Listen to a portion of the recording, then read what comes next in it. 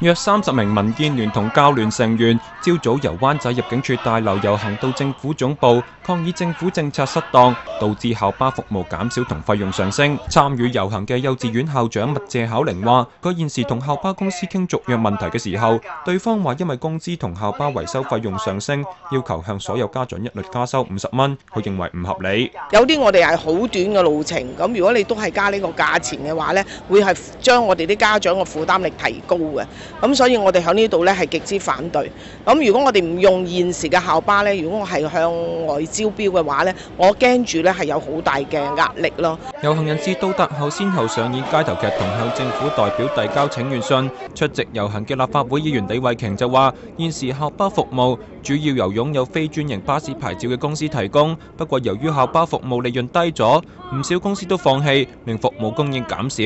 佢建議政府要檢討同改善現時嘅發牌機制。而家學校嘅情況改變咗，校巴咧只係能夠咧一日送2轉，而事實上喺呢啲情況底下咧係唔夠吸引力咧，讓到佢哋參與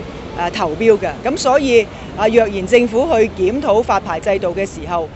不是加入一個條件，要求佢哋作一定程度嘅參與呢，我相信校巴市場呢只會不斷萎縮，學校係不能夠提供校巴嘅服務。兩個團體早前嘅調查顯示，本港嘅校巴數目由04年嘅4244部下降至去年嘅3633部，而校巴公司對學校嘅平均報價，去年平均加幅達到11.4%。